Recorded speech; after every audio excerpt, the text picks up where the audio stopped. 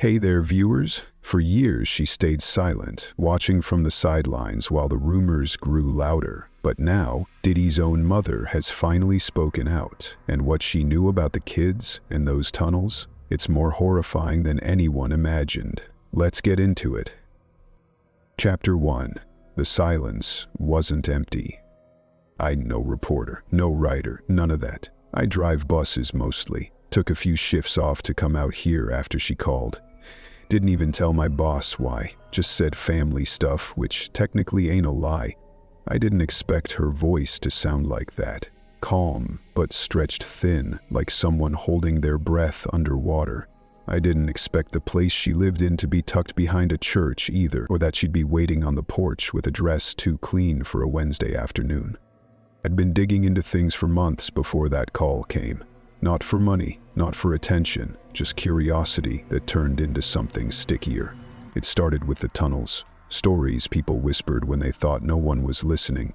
Then it was the files, the party names, the kids, pieces that didn't sit right. And just when everything started going quiet again, I got a voicemail. No name, no hello, just I think it's time I told someone who don't already know. So I drove upstate, past a town that don't even show up right on GPS. She was waiting with sweet tea like it was just any other afternoon. I didn't bring a recorder. Felt wrong.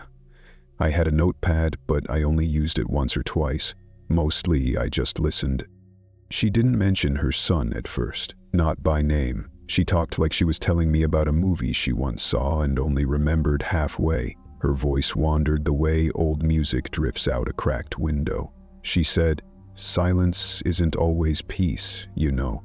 Sometimes it's just what happens when the music stops, and nobody left wants to talk about the mess."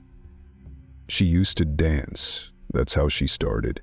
Every Friday and Saturday without fail, she said. Had glitter on my collarbones and coke in my purse, just like the rest of them. She smiled like it hurt. You think you're chasing fun? Then 10 years pass and you realize fun ain't ever been interested in you. I asked when the fun stopped. She said, the same year I found a belt in my bathroom I didn't recognize, still damp, still folded. That silence she talked about, it settled into the spaces between her words too. I could feel it pressing against the windows. The place she was in wasn't fancy, but it was neat. Too neat. Every photo turned inward on the shelf. No sign of the boy that became the man the world came to know. But when she mentioned him, it was like something flickered behind her eyes, like she was remembering a smell she couldn't scrub out the walls.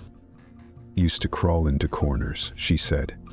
Wasn't scared, just small in a way that made the room feel bigger than it was. He didn't cry much. Never fussed unless there was music on and it got too loud. That's when he'd stare at the ceiling and hum like he was trying to drown it out. She paused and asked if I had kids. I said no. She nodded, like that was better. I think he figured out early not to ask for things. Learned it from me, probably. I only knew how to give what I could take back. And even then, not much. There was one moment she circled around a few times before settling into it, a place they lived when he was 7. She was seeing a man back then, never said his name, just that he drove a Cadillac and had teeth too white to be trusted. They stayed in a brownstone he said was between owners. Whole bottom floor was unfinished, pipes exposed, walls breathing in the winter air. She remembered the basement door didn't lock right, and sometimes it would creak open by itself. I didn't go down there, she said. Not once. Told myself it was just storage. But every so often at night I'd hear something down there. Not rats, not water. Kids. Soft crying. Like someone was trying to cry without being heard. She said one night her son came into her room, climbed up next to her, didn't say a word for a long time, just laid there, eyes open. Then he whispered, "Where do the kids go when they stop crying?" She said she turned the TV up and never answered him. I didn't want to know, she told me, fingers shaking slightly as she touched the rim of her glass. And I think he figured that out. That's maybe when it started. Him learning what not to say, what people didn't want to hear. She drifted for a while after that, just looking out the window. I didn't push. The air in the room felt still, like the whole place was holding its breath alongside her. Eventually, she picked back up, started talking about the clubs again. Studio 54, other places that don't exist anymore except in people's stories. How there were always rooms in the back and doors that led to more doors and certain folks who never came out the same way they went in. There were girls who came in looking like stars, she said, and left with no light behind their eyes. Boys, too, pretty ones, always quiet, always in pairs or threes. Told myself they were dancers, extras. I had my own things to worry about. I asked what her worries were. She looked me dead in the face and said, staying interesting enough that no one forgot I was in the room. That's what survival looked like back then. It was hard to picture her like that, all sequins and slick smiles. The woman I sat with now moved slow, measured. She had an elegance to her, sure, but it was the kind you earn by watching too many people fall apart and deciding not to make noise when you start doing the same. She mentioned once that she saw a map her son drew, just scribbles on the back of a pizza box, lines connecting rooms, some labeled sound, dry, keep. She remembered the word silence written in the center, circled twice. When she asked what it was, he said, "It's where I go when I don't want to be found." Back then it seemed harmless, imaginative. But now, she just looked tired.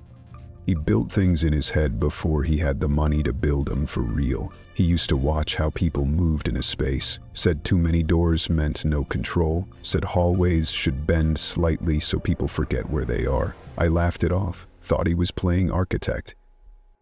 She stared at her lap for a long time before adding, "Now I think he was already designing how to disappear people." It came out so calm, I almost missed the weight of it. I didn't ask for names, didn't ask for proof. This wasn't that kind of conversation. She wasn't trying to sell a story. She was just finally letting one bleed out. She told me she stopped listening to music sometime in the late 90s, said it all started to sound like ghosts, like echoes of something that used to be real but got chewed up by speakers and lights and smoke. You hear a bass line enough times, she said, and it starts to feel like a warning. When I stood to leave, she didn't say goodbye, just nodded once and looked at the window like she was waiting for something to show up outside it. Maybe a car, maybe a shadow, maybe nothing at all. I didn't know then if I'd come back. But I knew this much, whatever she was finally starting to say, whatever had been buried under years of silence and old glamour, it wasn't over, not even close. She hadn't told me about the tunnels yet, or the children who weren't hers, or the day someone showed up with a box she never opened. But she would. The silence wasn't empty. It was full of everything she never said. And now I was listening. Chapter 2. He never cried when other kids did. The second time I saw her, she'd moved her chair closer to the window. Not outside, still inside the room, but near enough that she could see the road. I got the feeling she wasn't watching for anyone in particular, just the habit of it. Like she was waiting for something to catch up. She didn't ask how I'd been. Didn't offer tea this time. She just said, "You want to know when I first felt it? That something wasn't right." Then she laughed, a dry thing with no humor in it. You'd think I'd have a better answer than this, but it was the way he never cried, not when the other kids did. Back then, she said, they lived in a place off Fulton. No elevator, walls thin enough to hear someone's breath in the apartment next door. She worked nights mostly, hostessing, sometimes coat check. Daytimes the place never stayed quiet. It was always people coming through, cameras, lights, girls practicing dance routines in the hall, boys passed around by people who called themselves managers but didn't carry business cards. She described it like it was normal, like it was just the way people lived if they were lucky enough to be close to the industry without being eaten by it. But as she kept going, her words slowed down. got heavier. There were always kids, she said. Always. And not just mine. Some came for video shoots. Some just showed up. Some got dropped off, never picked back up. You ever try asking questions in a place like that? She looked at me, eyes sharp now. You learn real fast what kind of silence gets rewarded. There was one girl she kept circling back to. Said she didn't remember her name, maybe Angie, maybe Melanie. What she remembered was how quiet she was. Real pretty kid, big eyes, maybe 10 or 11, showed up with a duffel bag and a chaperone who left before sunset, claimed she was doing some promo work for a local label. Spent 2 nights sleeping on their pull-out couch. She never asked for nothing, she said. Didn't want food, didn't want TV, just sat there. First night, I thought maybe she was nervous. Second night, I don't know. I started feeling like she wasn't nervous. She was resigned. That second night, her son, Diddy, though she still hadn't said his name yet, was up late too. He never needed much sleep. Always drawing. Always watching people. He came into the room when the girl started shaking. Not screaming, not crying, just sitting up in the dark, arms folded tight around herself, eyes wide open. The mother sat up too, thinking maybe she had a fever.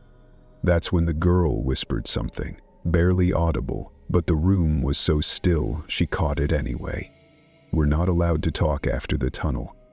The words hit her like cold water. She told herself she'd misheard.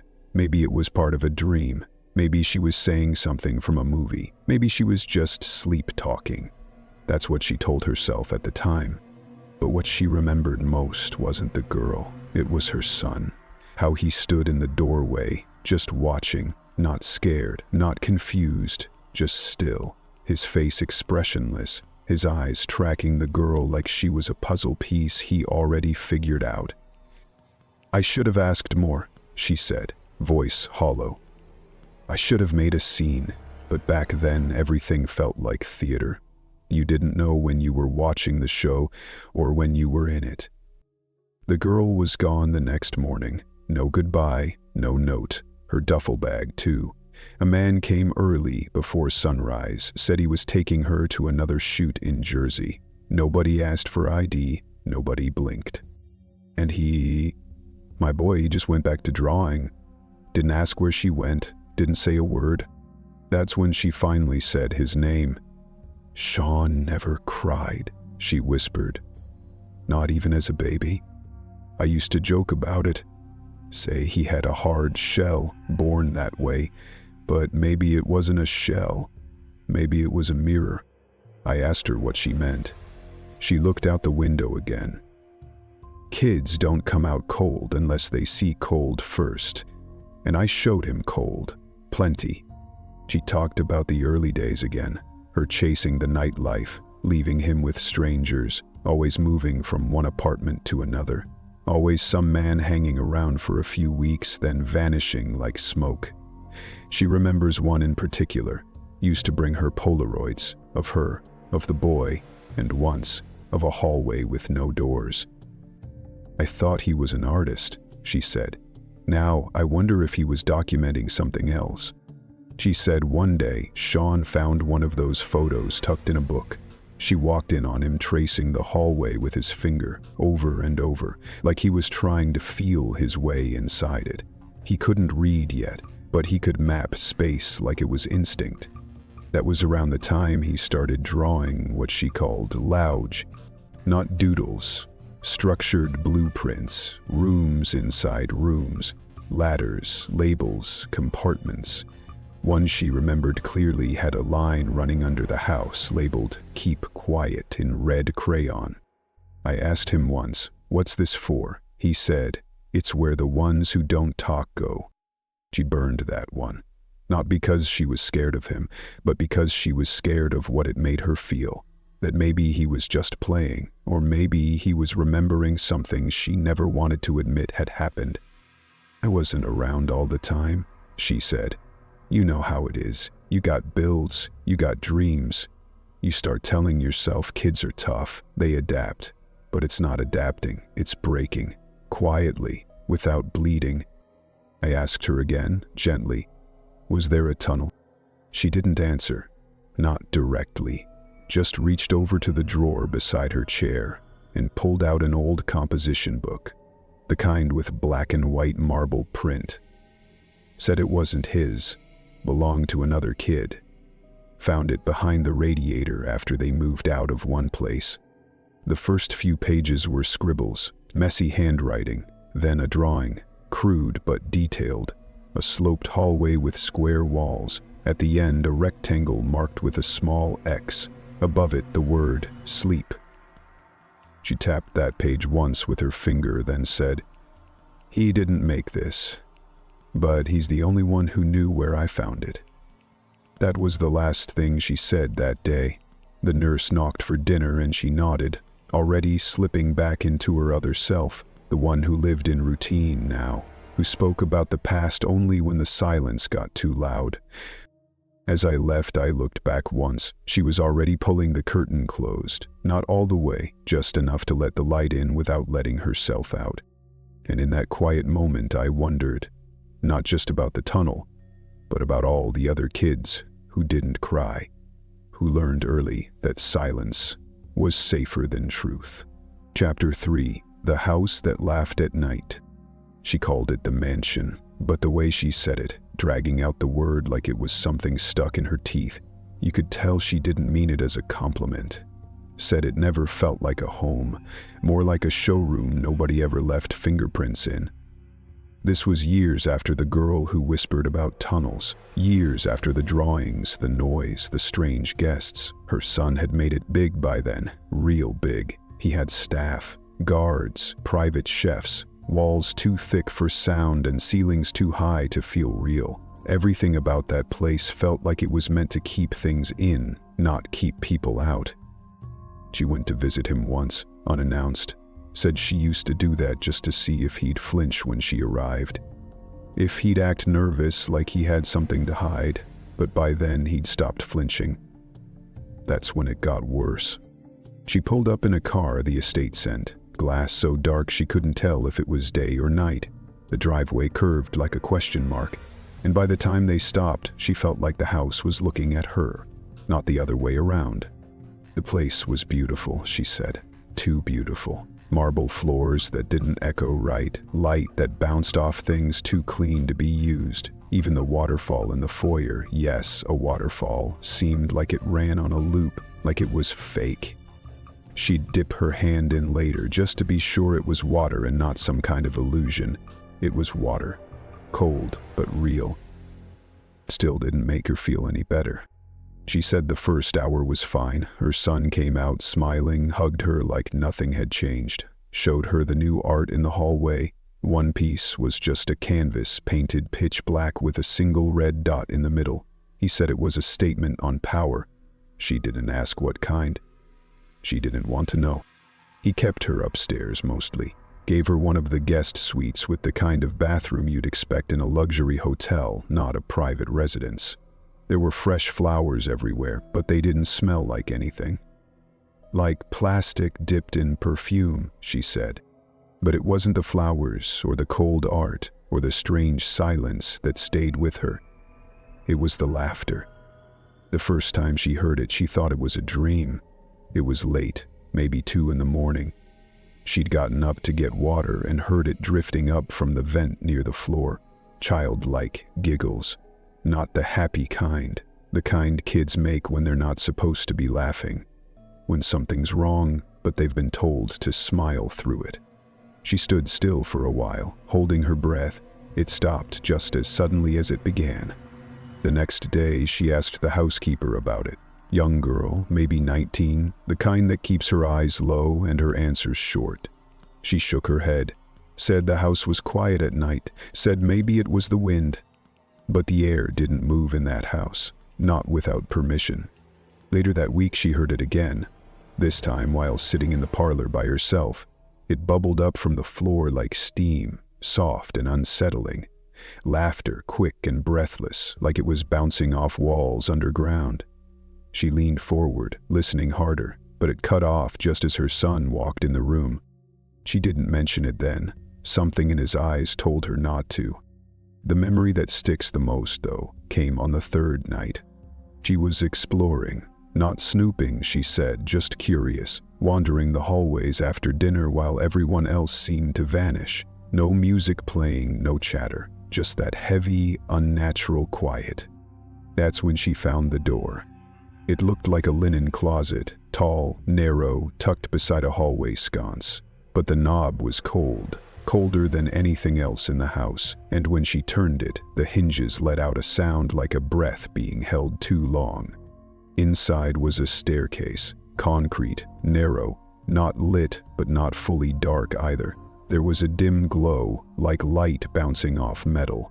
She stepped in, made it maybe 5 or 6 steps down, and then someone touched her shoulder. She spun around fast. No one there. No sound. Just stillness. She said the air was thick, like it had a weight to it. Like she'd crossed into somewhere that didn't want her. She backed out of the staircase, slowly, closed the door. Didn't mention it to anyone. That night, she told me, she couldn't sleep. The floor in her room was too clean, too smooth, the bed too soft. It felt like she was floating in a place with no gravity. She kept her eyes on the ceiling, listening, waiting. In the morning, she asked her son about the door, called it the basement closet. He didn't even blink. Said it led to storage, old wine, maybe some tech gear, nothing interesting. She said he looked her right in the face when he said it, smiling, calm, confident. But when she asked if she could go down and see it, he changed the subject. That's when she knew. She stopped asking questions after that, because once you ask, you have to be ready to deal with the answer, and she wasn't. Not when the staff started changing every week.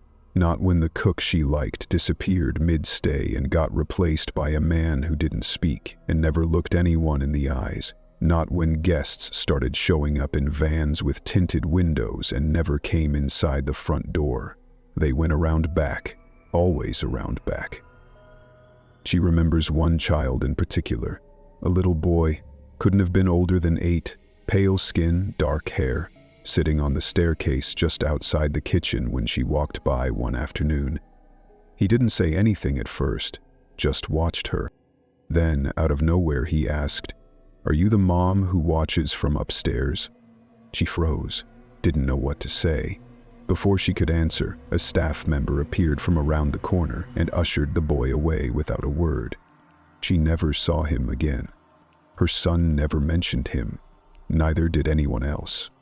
That's when she realized the mansion wasn't really a house.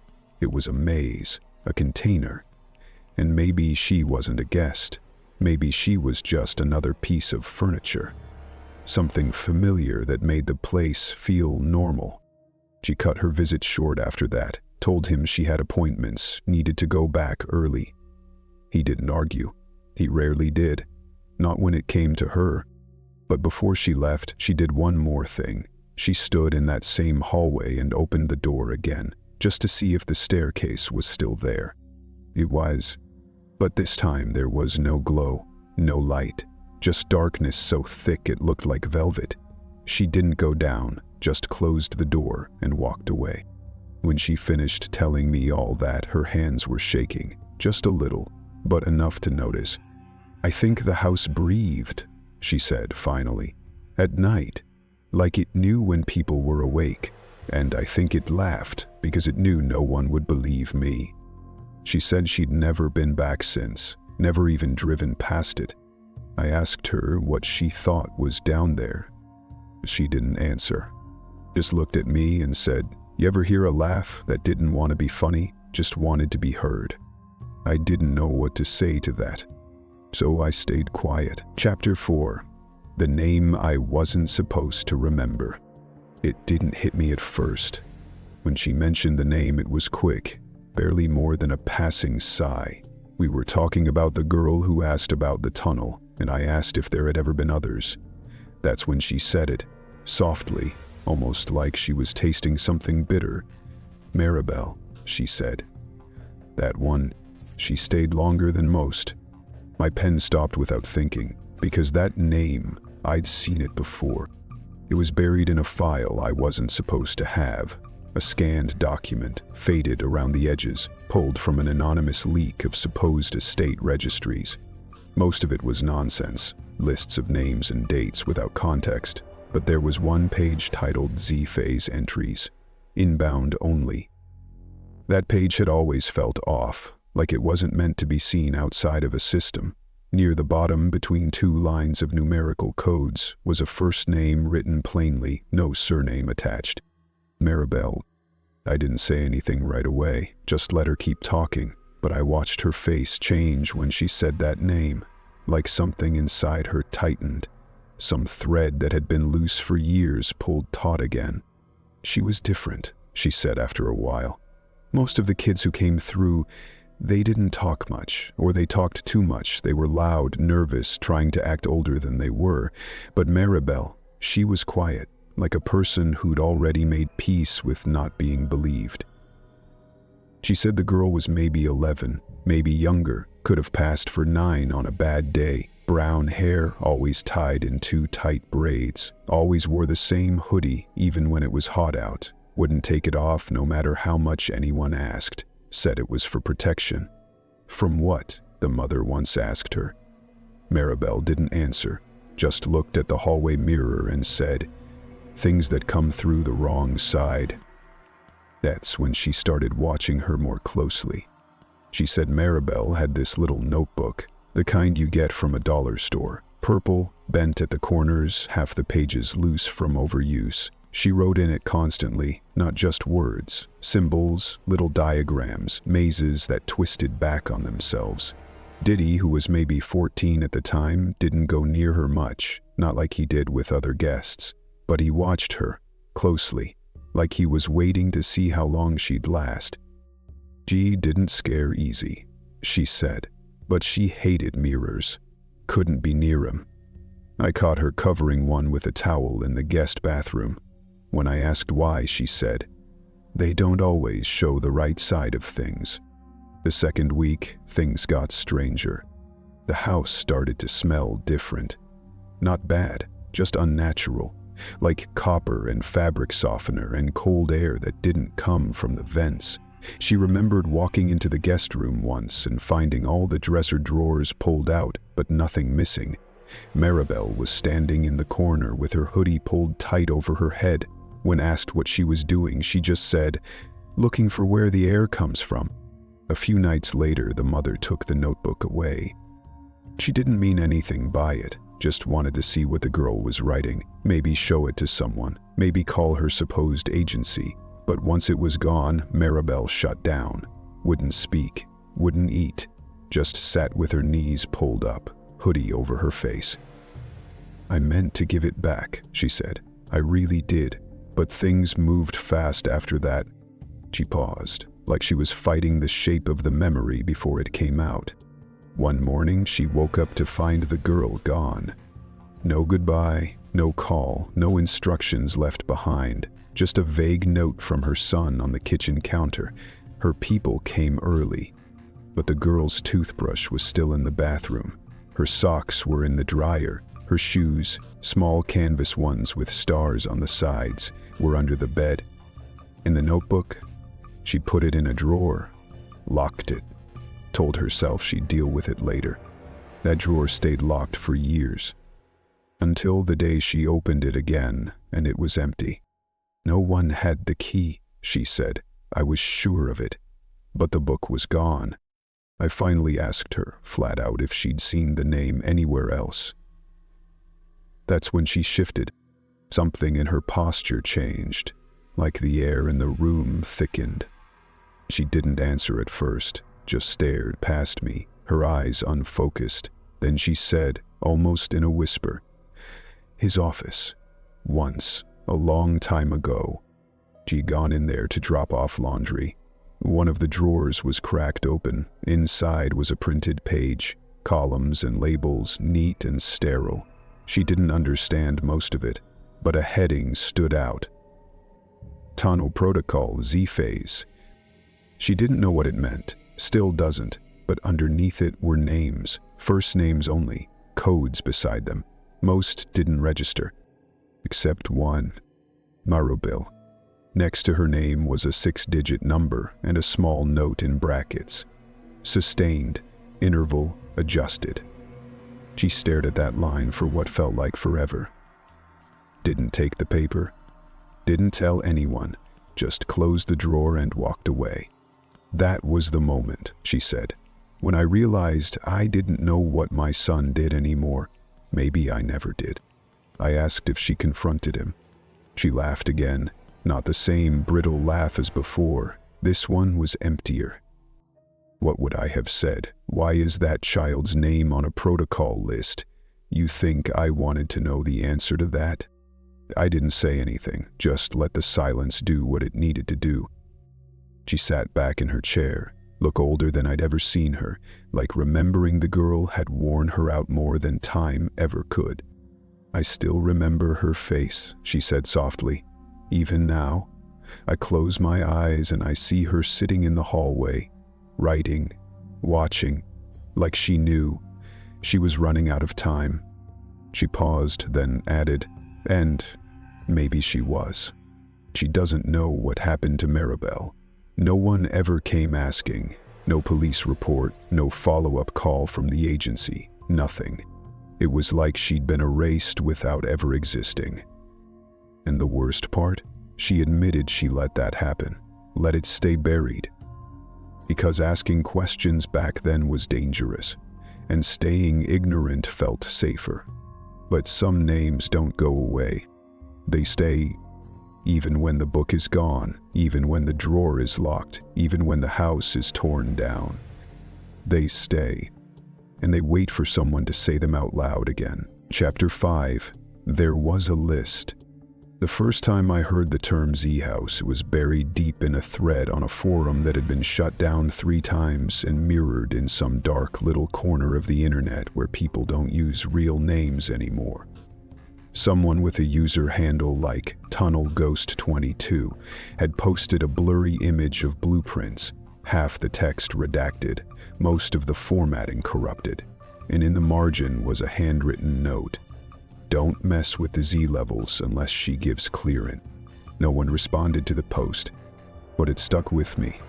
Over the next few months, I kept running into the same shape, not always the same words. Sometimes it was lower sections, sometimes basement protocols, once even void corridors. All of it pointed back to the same place, an estate out in Alpine that used to be owned by someone whose name we all know. But the people talking about it didn't speak in full sentences, just suggestions, half-truths, like they were too scared to say it plain. Then came the email. It wasn't long, maybe 5 lines. No greeting, no signature, just this. Check the Z-House, tunnels run deep. Blueprints fake, original files in storage room drawer, behind sound cabinet. List is real, I saw it. I didn't touch it. I read it 50 times. I didn't know who sent it, the address was scrambled, bounced through proxy servers, but whoever they were, they knew something. Something they were trying not to say directly, but it was clear. There was a list. When I brought it up to her, Diddy's mother, she didn't flinch the way I thought she would. She just looked tired. We'd spent hours talking by then. The edge in her voice had dulled. The stories were no longer stories. They were memories she didn't want anymore, passed along like old furniture too heavy to throw out. I wasn't supposed to see it, she said finally, but I did. She had been house-sitting that summer. He was on tour. Out of the country, in Europe maybe, some multi-city thing where he was gone for weeks at a time. The estate staff was reduced, no guests, just her and the house. He left her instructions. Don't go into the lower west wing, don't touch anything in the study, use the guest kitchen instead of the main one. She agreed. Didn't ask why. I figured it was just one of his moods, she said. He always liked to compartmentalize.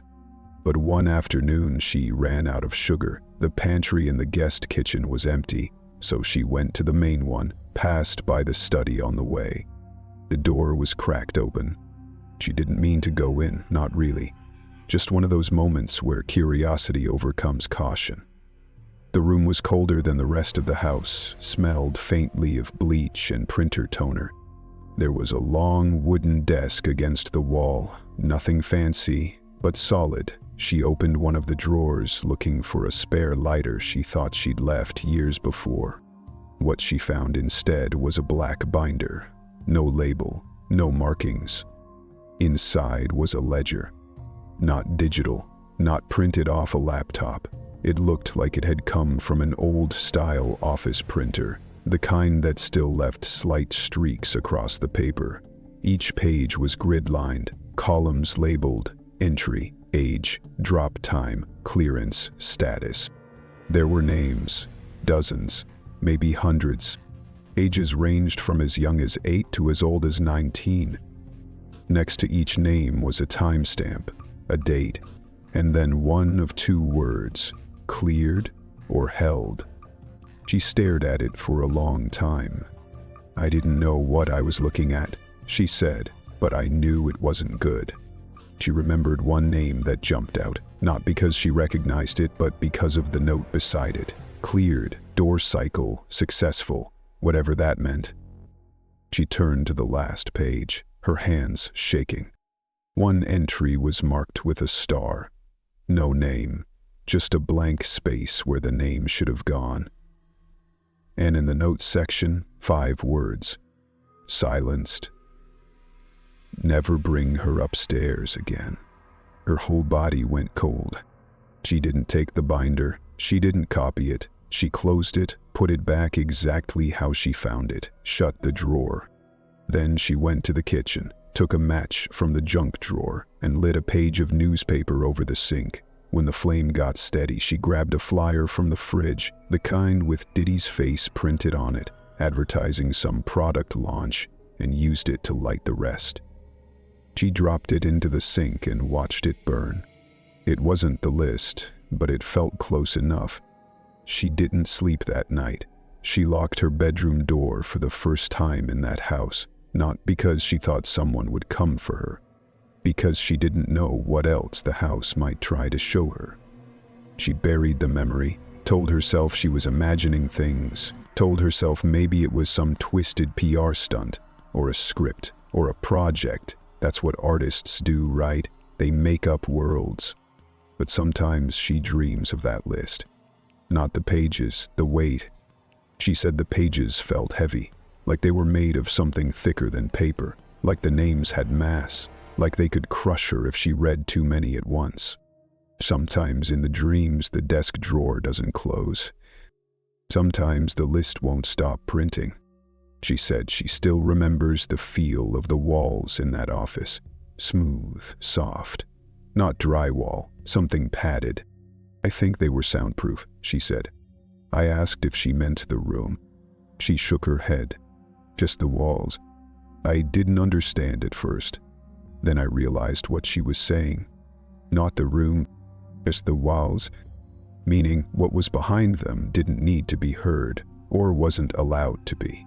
"I remember hearing a thump," she added. "Once, soft, like someone knocking from the other side." She never checked, never followed the sound, just turned on the faucet and ran water until the noise stopped.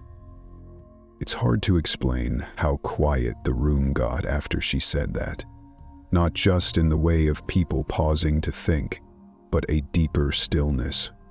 Like the house we were sitting in, the quiet little home near the trees was listening too. I asked her why she was telling me all this now, why after all these years. She didn't answer directly. Just said because I can't remember the last time I opened a drawer and didn't wonder what I'd find. And maybe, in her own way, that was the answer. Some truths don't scream when they're ready to come out. They just sit there, folded into paper, waiting for someone to turn the page. Chapter 6. I wasn't the only one who knew. She was folding laundry when I walked in. Not hers, just a small stack of dish towels the nurse had dropped off in a basket that morning, said it helped keep her hands busy, but there was something about the way she folded them, slow and precise, like she was trying to bring order to a world that didn't have any. "You ever wonder," she asked without looking up, "how many women knew something and just kept it quiet?" I didn't answer, not right away, because I had wondered. I'd spent months looking through old photos, event footage, raw tapes from music video sets. Always in the background, always out of focus, there they were. Women. Not celebrities, not assistants, the others. Women who held clipboards without writing anything down. Women who sat just off frame, watching, sometimes smiling, sometimes not. She smoothed out one of the towels and placed it at the bottom of the stack. "It wasn't just me," she said. "People want to paint me like some gatekeeper, like I was the one who held the door, but I wasn't alone in that hallway." She started listing them, not names, but roles. There was the auntie from Queens who used to bring her nieces to every party, said they were destined for fame. There was the cousin from Florida who ran the so-called talent agency, always knew which girls photographed well. There was a woman from Chicago, don't know her name, but she used to bring boys to the studio and wait in the car while they networked. She paused. And there were the mothers. She said they came from all over. Some wore wigs and high heels and tried to look like they belonged on the red carpet. Others showed up in sweatshirts and clutched their purses tight, like they were walking through something they couldn't afford to breathe in too deep. They brought their kids with hope in their eyes, or debt on their backs, or fear of something worse waiting back home. "I used to watch them waiting in the lobby," she said, "trying to guess which ones would cry in the bathroom and which ones would pretend nothing happened." There was one she remembered in particular. "She called me once," she said, "middle of the night. I don't know how she got my number. Maybe from a makeup girl, maybe from a driver. She was sobbing. Said her daughter came home from a weekend shoot and wouldn't speak. Just curled up in bed, wouldn't eat, wouldn't let anyone touch her." The mother on the line said the girl flinched every time she heard a bass line, that she asked if she could sleep with the lights on for the rest of the week. She asked me if I knew anything, if I'd seen something. She begged me to help her. And you know what I said? She looked right at me then, eyes glassy but firm. I told her you should talk to someone. Then she hung up. "I hung up," she repeated, because if I'd kept listening, I might have started believing her. She folded another towel. Her hands were still steady, but her voice had gone hollow again. "People think denial is a wall," she said, "but it's not. It's a rope you hold on to while the house around you burns, and some of us hold on too long." Years passed. She forgot the woman's name, forgot the daughter's face, until one Sunday morning, walking back from the pharmacy, she saw her again. The mother, standing outside a small church in Harlem, holding a cardboard sign. They're still underground. No cameras, no news crews, just her, one woman holding a sign no one stopped to read. "She didn't even look at me," Diddy's mother said.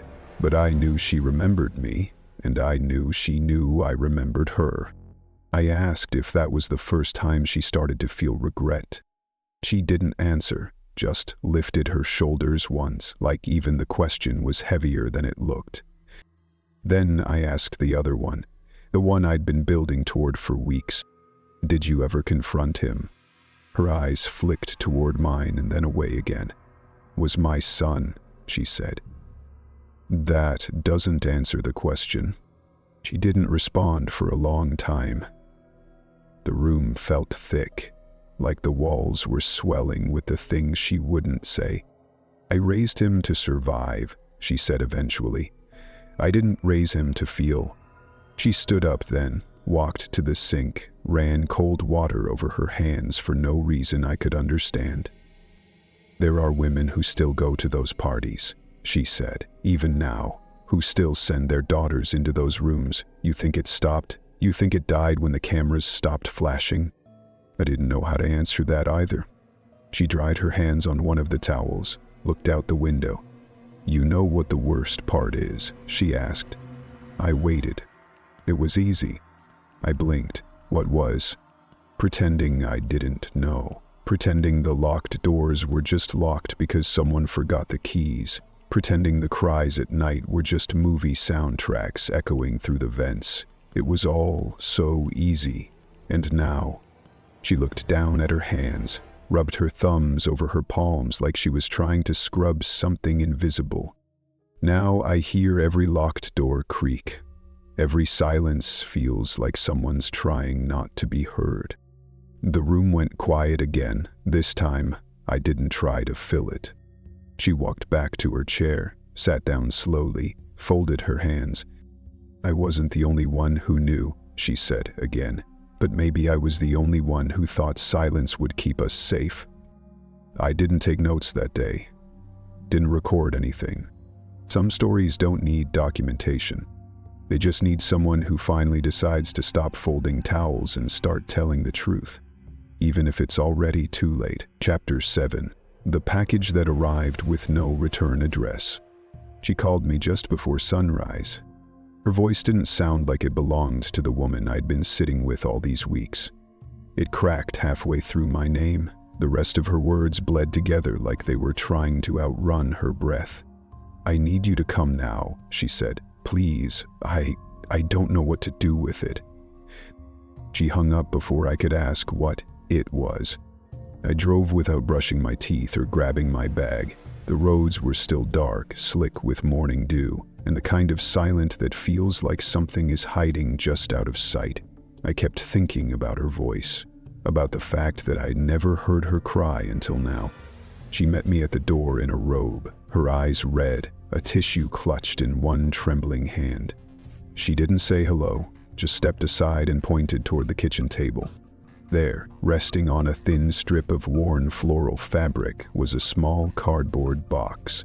No postage, no address, just plain brown, sealed with a single piece of clear tape, like it had been folded by hand. It was there when I opened the door, she whispered.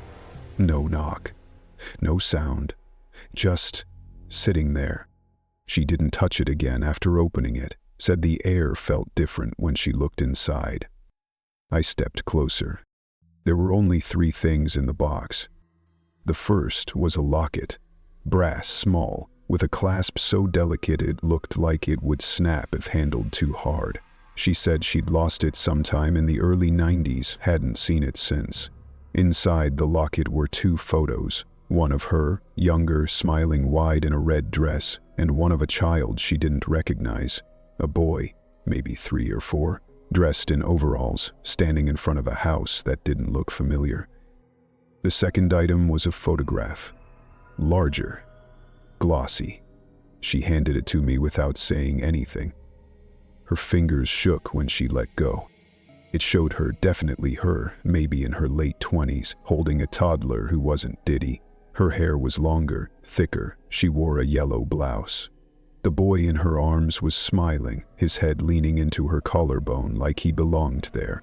But the background, it was a house she swore she'd never seen. A white ranch-style home with a split porch, a crooked weather vane on the roof, and ivy climbing up one side like it was trying to swallow the walls. Do you remember this place? I asked. She shook her head violently.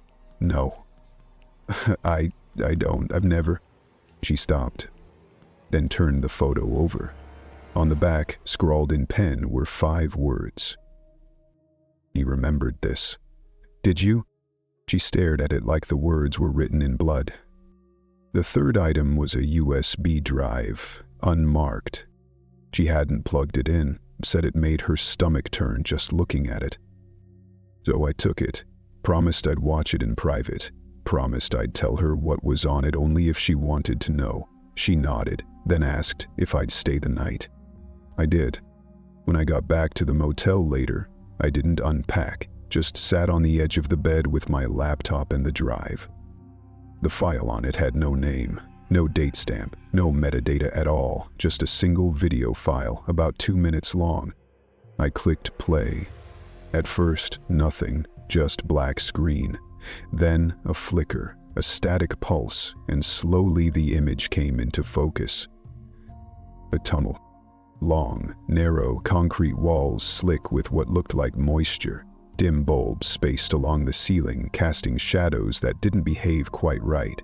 The camera was positioned low, like it was hidden behind a wall vent or bolted into the floor. A girl appeared from the far end, walking slowly, head down, hoodie pulled over her face. As she moved closer, the shadows clung to her like oil. Her footsteps made no sound. Her body was steady, but her shoulders trembled, like she was holding something back. A cry, a scream, or maybe just the need to run. She stopped in front of the camera, looked up, and then she stared directly into the lens. For 10 full seconds, she didn't blink, didn't move. Then she mouthed something. I played it again. Her lips moved, slow, deliberate. The first time, I couldn't tell what she said. The second time, I tried reading aloud with her. Still nothing. The third time, I muted the video and stared only at her mouth. The fourth time, I paused frame by frame. And by the fifth, it clicked. 4 words. You watched us leave. I sat frozen for a long time. She wasn't talking to the camera. She was talking to someone on the other side of it, someone she believed could see her, someone who did see her. Maybe not then, maybe not in real time, but someone who had been there before, who had watched from upstairs, from the study, from the hallway where the stairs curved just slightly the wrong way. I watched it again and again. Each time, her stare dug deeper into me, like she wasn't just looking through the lens, she was pushing past it, reaching, accusing. You watched us leave. Not they watched. Not he watched. Yo, it wasn't just a message. It was a memory sharpened into a weapon. I closed the laptop. My hands were sweating. When I returned the next day, I didn't tell her what the girl said. Not yet. But I gave her the drive, slipped it into a padded envelope and told her to keep it somewhere only she could reach. She asked me what was on it. Her voice was hoarse, like she already knew. I said, a tunnel. She didn't say anything for a while. Then she whispered. I knew there were more. I asked, do you remember the boy in the photo? She didn't answer, but the look on her face said yes, or at least said maybe. And sometimes maybe is worse. Sometimes maybe means you've buried something so deep that even your own reflection can't dig it out. That night, I had a dream. The same girl from the footage walked past me in a hallway with no doors. She didn't say anything, but she handed me a notebook. On the cover, a single word scribbled in crayon. Return. I woke up choking on air that wasn't cold. And the next day, when I checked my own front porch, there was nothing there. But I kept checking every morning after that. Just in case. Chapter 8. She never spoke again, but she left the window open. By the time I got there, the wind had already started picking up.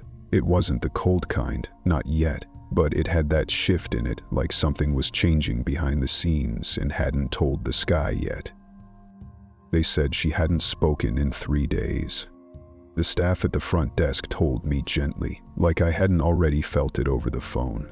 They said she hadn't eaten much either, mostly just sat by the window, staring out past the trees. Sometimes she hummed, sometimes she moved her lips, but no sound came out, like whatever had lived in her voice all those years had finally gotten tired of speaking to people who didn't want to hear it.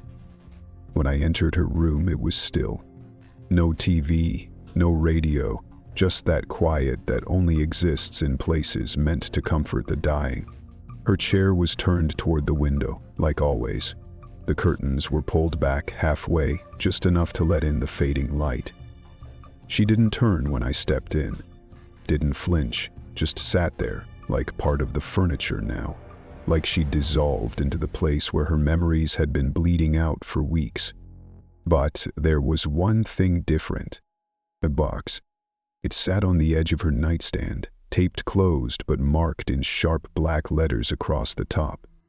If they ask, I didn't open it there. I sat with her for a while first. Said her name a few times. Told her I was back. Told her I'd listened. That I'd written everything down. That I hadn't shared it, not yet. I told her that part mattered. She didn't blink. Didn't nod. But her hand resting on the edge of the armrest twitched once, like some part of her heard me after all. Before I left, I looked at the window. It was cracked open. Not wide, just a sliver, but enough to let in the breeze, enough to make the curtains dance, slow and heavy. I took the box back to the motel and opened it on the bed. Inside there was no order, no clean files or folders, just chaos stuffed into cardboard. Torn pages from old notebooks, receipts from gas stations near estates that didn't exist on Zillow, napkins with basement layouts scrawled in pen, arrows pointing nowhere. One scrap of paper was stained with something dark, maybe wine, maybe not, and on the back was a child's drawing of a hallway with stick figures lined up against the wall. One figure had no face, but it was the note at the bottom of the box that stayed with me. A plain white sheet of lined paper, folded twice, carefully. On it, written in the same tight cursive she always used when she wanted to be taken seriously, were the words. I stopped asking what he built when I realized I was the first architect. I read it twice, then again, and then I folded it back and placed it on the nightstand beside the bed. I didn't sleep much that night. Not because of fear, but because the walls felt thinner than usual, like they were listening, like they'd heard the same stories and didn't quite know what to do with them. The next morning I wrote my final note. Not an article, not a report, just something for myself. Don't know what justice looks like for stories like this. I don't know if publishing it would help, or if it would hurt the ones still alive who've spent their whole lives trying not to remember the rooms they were told never existed. I don't know how much of this is truth and how much is memory reshaped by guilt and time and silence. I don't know if that matters anymore. But I know this. Diddy didn't build his empire alone. He didn't lay the foundation by himself. He had help. Not always in the form of blueprints or drills or money. Sometimes in the form of silence. Of women who looked away. Of people who said, "That's not my business," and closed a door. Of mothers who thought protecting their children meant never asking what they were becoming. Some tunnels aren't underground. Some tunnels are dug through bloodlines, passed hand to hand in the form of denial, normalized with every ignored cry, every unopened door, every time someone says, "That's just how things are." Some tunnels aren't dug with shovels, they're inherited. And the worst part? Sometimes, by the time you realize you're in one, you're too deep to climb out. She never spoke again, but she left the window open. And sometimes, when the wind is right, you can still hear the laughter echoing through the trees. Not joyous, not playful, just left behind, waiting to be heard.